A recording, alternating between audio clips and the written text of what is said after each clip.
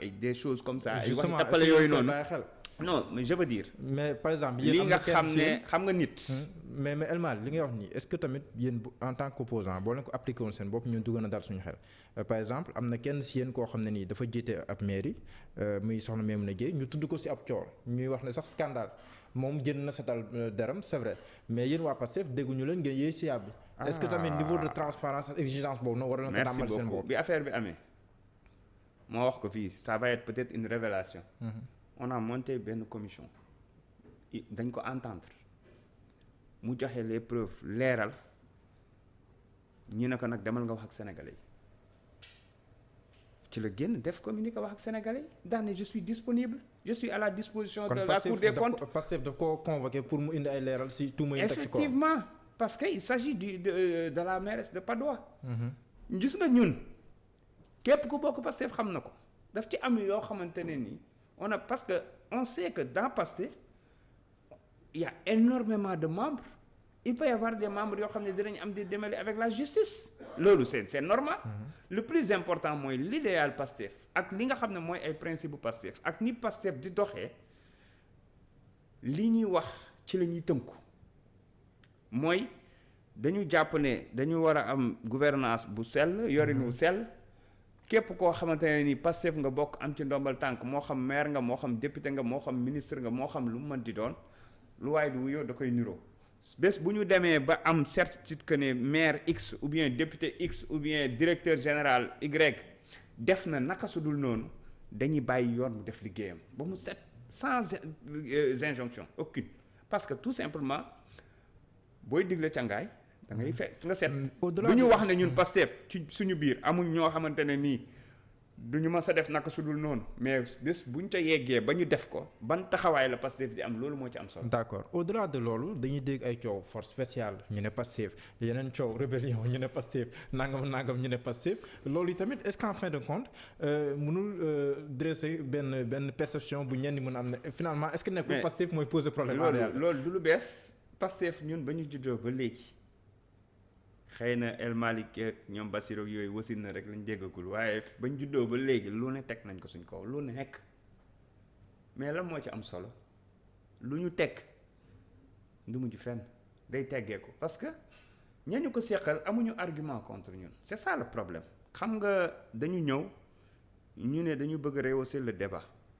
dañu bëgg ñuy waxtaanee li nga xam ne moo soxal askan wi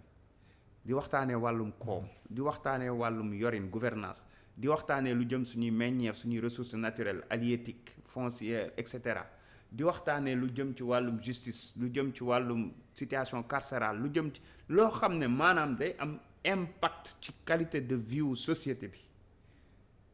ñoom boo leen indilee loolu lan lay opposé saaga calomnie tam dëmm lu ne ñu yëkkati ko teg ko dañu avant waxuñu woon ne ay wahhabite lañ parce que dañu yar sikkim man maa gën a guddle sikkim Ousmane Sonko ñu ne ay wahhabite lañ alors que suñu biir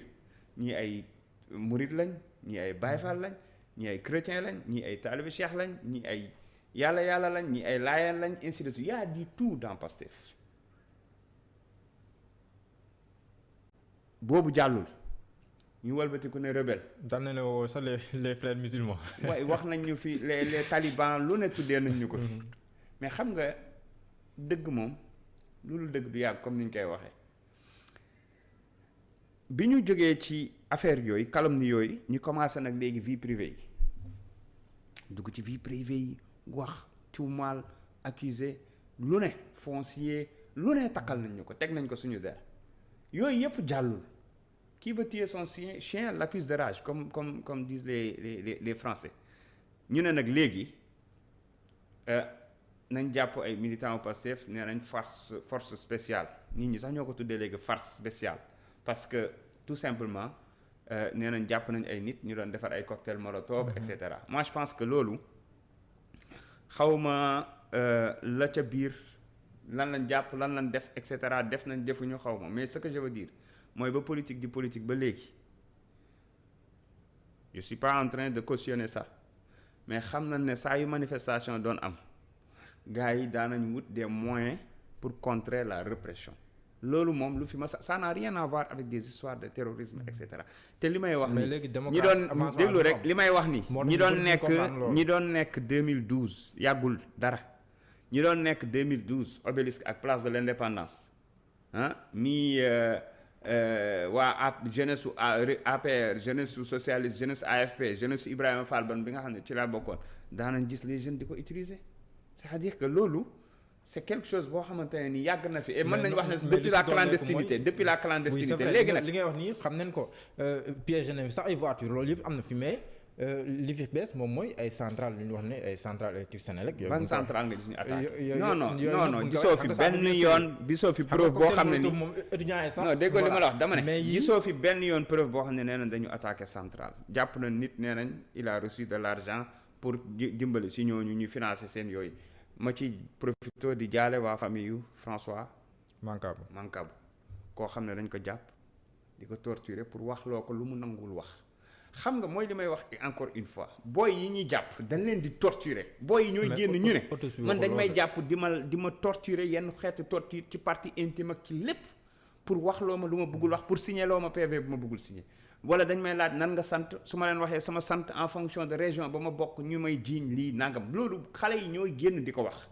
réew nag bu ñu yeggee ba foofu ça devient dangereux te ñépp a ci war a taxaw wax gis nga ñun ragaluñu xam nga la moo tax amul benn conduite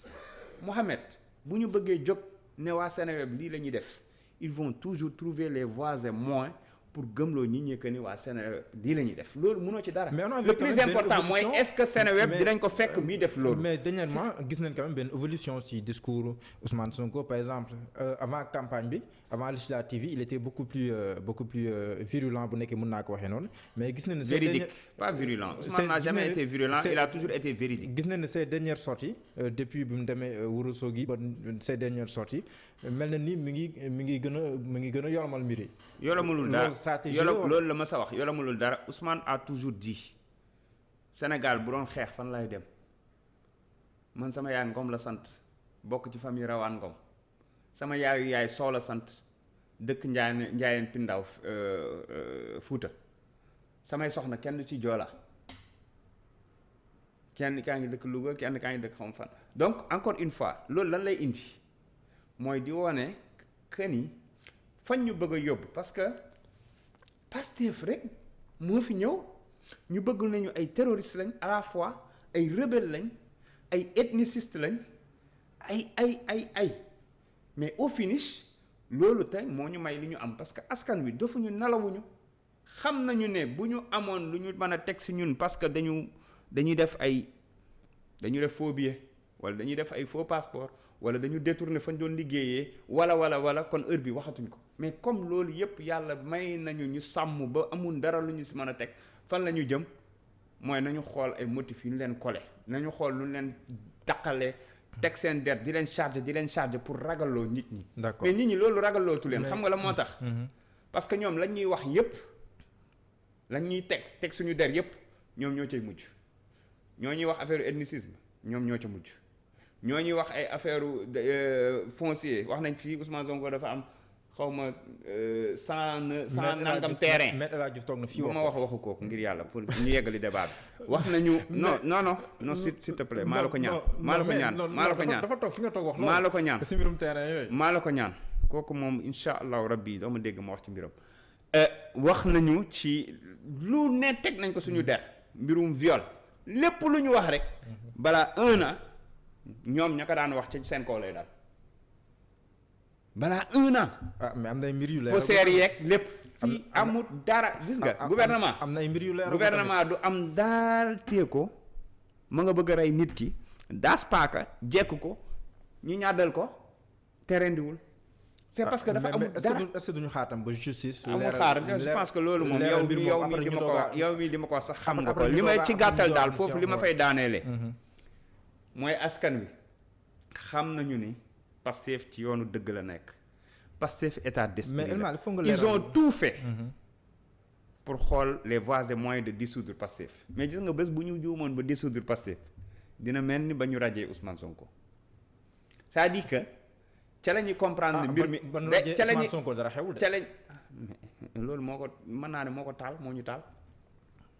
Macky bu démb doon tey. mais lan moo tax ngeen xalaat ne dañoo bëgg a dissoudre parce que. li mel ni parce que ministre bi moo fi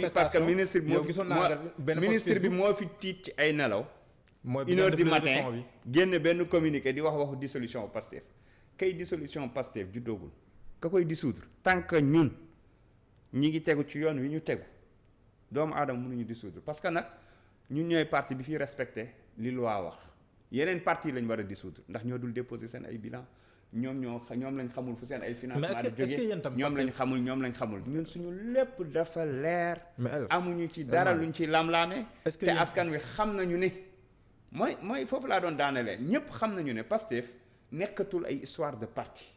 mais est-ce que nekkoon dans la victimisation c'est un état d'esprit. parce que yenn saa aussi ngeen wax loo xam ne duñ ko gis par exemple dernière manifestation bu fi amoon le 17 la su ma juumul bi amay ay alkaati yu dem si seen maakaan si VDN bi waxoon ngeen ne bu leen bett sax mu am ay armes yu ñuy déposé seen siège ñu taxal leen dara ëllëg. kon est-ce que nekkoon si on leur avait pas coupé l'herbe sous les pieds pour yow loolu do am ça aussi xam nga ne c'est tout est stratégie dafa am loo xamante ne ni yow communication nga jàng journaliste nga quand tu devances quelqu'un sur la communication ci li mu war a def pratiquement tu kills the issue at the beginning comme ni ñu koy waxee da nga koy teel a dagg mais ñun la ñuy wax xam nañu ko. mais loolu nan la koy defee te am na ñu nekkoon ci biir. mais justement lu tax ñooñu bàyyiwuñ leen ñu ñibbi seen kër ñu tëj leen fa je te pose la question. xam nga encore une fois dañu yaakaar ne ay cuune lañ ko seqal wala ñoo xam ne comme ni ñuy wax non Pastef c'est des novices en politique c'est des nés en politique si on devait aujourd'hui dans ce pays-là définir ce qu'on appelle le génie politique le cas d'école c'est Pastef oui Macky Sall est un génie politique. mais faloo non déglu dama lay wax. ce que je te dis là ça n'a rien à voir avec Fallou ça n'a rien à voir ak Fallou. déedéet